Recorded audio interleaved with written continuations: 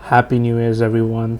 On this video, we'll be walking from Nathan Phillips Square to Yonge Dundas Square. So, two of the more popular squares in Toronto. And this is shot on New Year's Eve. It was a very rainy night and very crowded as well.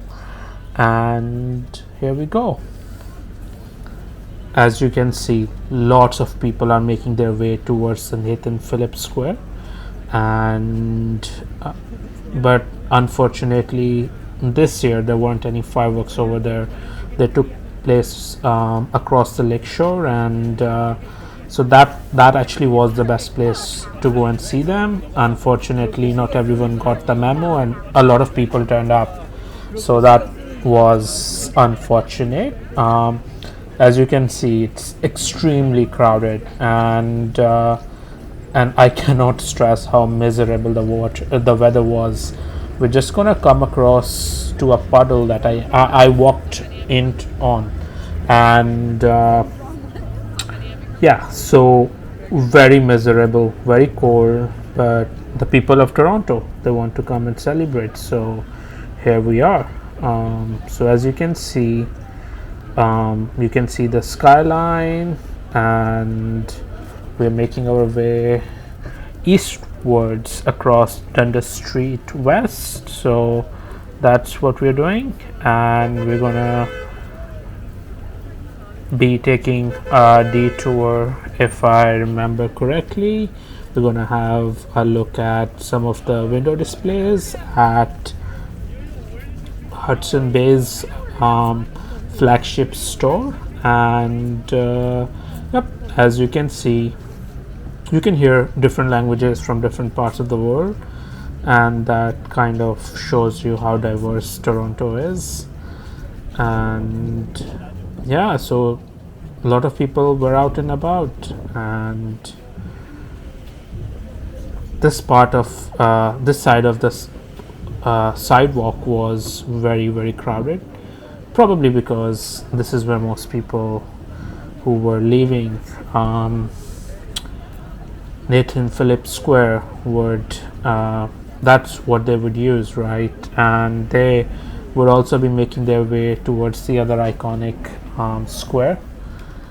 So we're coming up to the Eaton Center on our left and the Hudson Bay store on our right, and that little bridge you see, you can take that from one to the other, and you don't need to be out and about if it's really miserable, cold and snowy. So yeah, so that works. So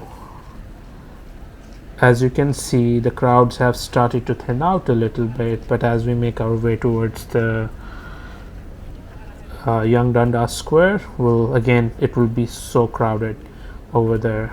So I didn't personally know about these window displays, but apparently they take place every around the festive period, right? So and they're really nice. So I would just cross the street and to see what they're like. As you can see, there are quite a few displays, and one of them is actually all the letters that were sent out to Santa from across the world. And let's see if you can find the name of a city that you're from. So as you can see, I'm just looking to find a safe place to cross the road.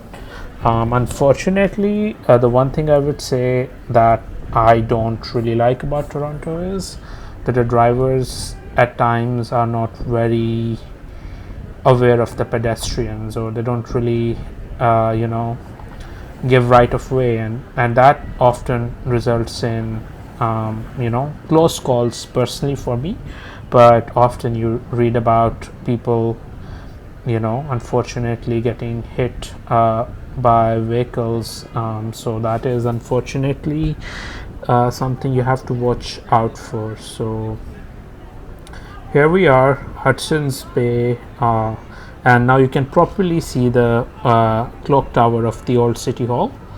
a lovely building. So as you can see, this is fairly crowded, so I was trying to find the best place to um, get a good view of all the windows. And what I really liked about the display was that they did um, mix both animation, and then the way they had decorated their windows. So the effect was really, really good, and there was a lot of nice music as well. So a lot of children and a lot of families were here enjoying themselves.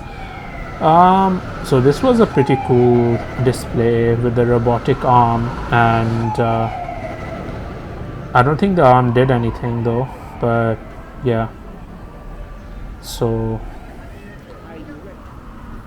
across the street, I think you can see part of the Eaton Center, and as you can see, I was struggling to find a space to stand and record because it was very, very popular.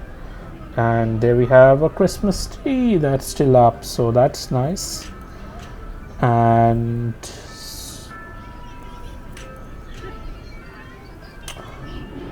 so what all right, yeah, that's a nice display as well, very similar to the last one as well. So apparently these presents need to be sent out to people around the world. So Santa has got work on his hands. So here we are, and yeah, I just didn't really understand what that display was about, so I swiftly walked past. This is my favorite sort of like window display. So you can see all the names of people who sent letters to Santa from different parts of the world, and you can also see the names written down and moving around. And I kind of see my name there, but I didn't send anything to Santa, so must have been a namesake. So I kind of like the retro sort of feel of the computer, right? So if Santa had a computer, this is what it would look like probably, right? So the nice retro pixelated face on the screen is really lovely too, and the matrix style text as well. So I think you can see the coordinates of the cities as well. So I think there are quite a few from Canada from what I can read, and I think there were from Peru, Brazil, so pretty much from all over the world. And so now I'm going to make my way back, and as you can see, the sidewalks are very crowded.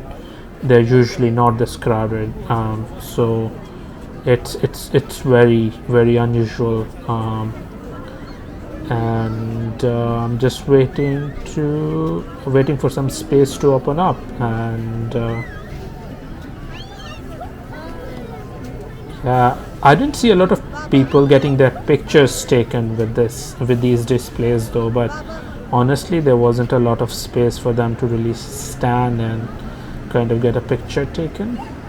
So yep, there's a sale on apparently at Hudson's Bay, so that is something I wonder if it's still on, but definitely worth a visit. So now we are making our way, so that's a TTC subway station. So if I understand that correctly, it's the Bay station here.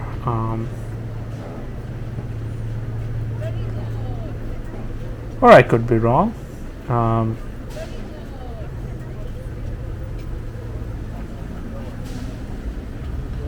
Actually, it's not. It's not the base station. It can't be. So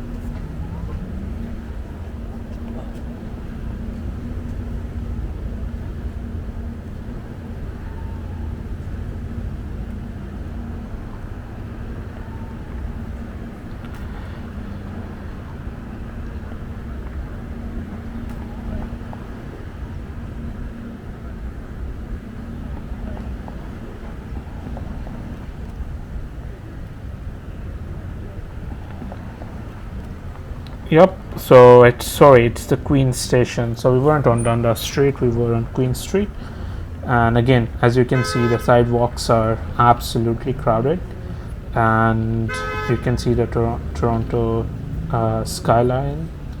And we're just gonna make our way, and we're gonna walk towards Yonge Square. It's not that far out, and I think back there you can see the one which is one of the tallest residential buildings in Canada. I think it's the tallest, and as you can see, very crowded, and it's pretty late. I think most people are planning on staying till midnight and seeing the fireworks before they make their way home.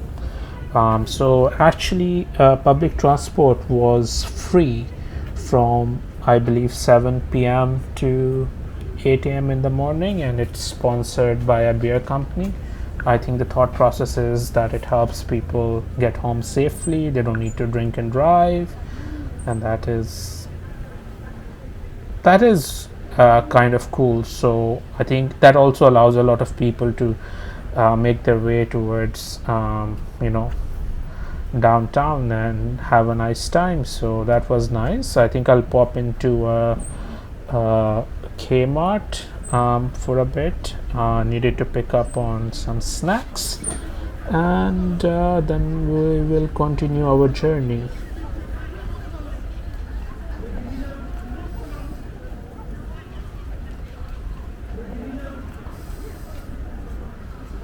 So all of these people, they're making their way from Yonge Square and probably going towards either Nathan Phillips Square, that's where we came from, or probably Lakeshore if they're walking. So those are the areas they might be making their way towards. So as you can see, a lot of people out and about, and I think this is I think that's also the Queen subway station. So yeah, I think this is where I actually go in, and I should be out soon.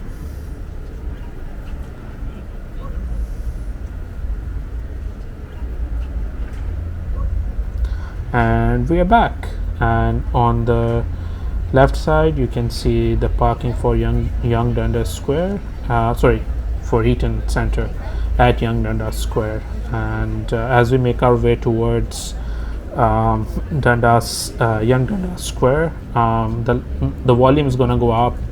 People are going to be playing music, and there are going to be street musicians there, and the crowds are going to be incredible. So yeah, I think I've never seen so many people there at all. I feel like often it's it's not crowded at all. Like parts of it are, but then again most of the square is really empty. So again, I am being a good citizen, waiting for the light to turn green, but not everyone does that, right? Honestly, based on my experience, and again, not all drivers are like that, I would say you have to be careful and you have to take every precaution you can, because why risk it, right? So now we are almost at the entrance of the Eaton Center. On the left you can see the sign for Nordstrom, and as you can also see, if you're a big Harry Potter fan, that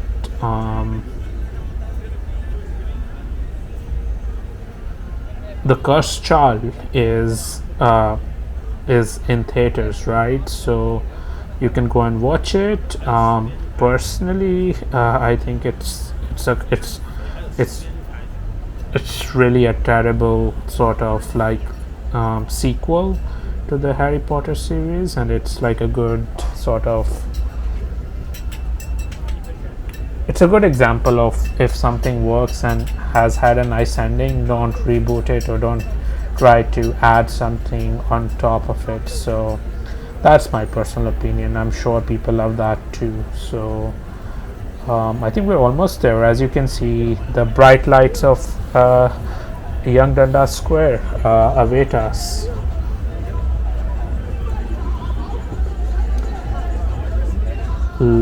So there we go. That's some nice Punjabi music,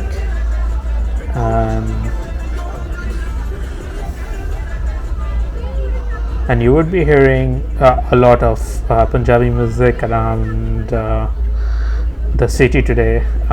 So people are having a really good time, and everyone's well behaved, if you can tell, right? So we have had incidents in Toronto where people have not been so nice to each other, especially on our transit system, the TTC. But here, everyone is really nice, very considerate. You don't see any people who are, intoxicated or causing problems for others. So it's all very chilled out. Families are here, so in that way I think Toronto is a great city, and I think it has a great chilled out vibe, and you feel pretty relaxed in most parts of the city, right? So I'm sure every city has areas where you would be a bit on the edge, right? And for me, there have been parts in Toronto where I felt that, but this is pretty good. And some people are in there at Shoppers Drug Mart shopping for I don't know what, but some of them are inside just because it's so cold outside, right? So we're about to cross over into the Yonge Dundas Square, and as you can see, there's a massive police presence, and I think in light of recent events, it makes all the sense in the world. And yeah, like I literally couldn't find a place to just stand and just record what's going around me, but it was so crowded, and so I would try to get a shot of what was happening right in front of the Eaton Center to the left. The crowd there was incredible. There was a drummer playing there, which is usually the case, and often he's people are doing bhangra, the traditional Punjabi dance. But I've never seen crowds like that, and I think post COVID this is probably the first proper New Year's Eve in Toronto, so I hope you can get an idea. So very, very crowded, as I said, but very safe and very chilled out. There we have the underwhelming Christmas tree. I think Rotary Foundation have that one up. I think for a city like Toronto, we can do a bit better. I know we have a nice one by Dior in the Christmas market at Distillery District, but I think you had to pay to get in, so that was a bit of shame there. So there we go. This is as iconic as any other place in Toronto. The CN Tower, Rodgers Center, or Skydome as Torontonians like to call it, and the Toronto sign, Nathan Phillips Square. So all in all, a nice evening stroll. So let me know, how do you celebrate your New Year's Eve wherever you live? What do you do, and what are the places you end up at?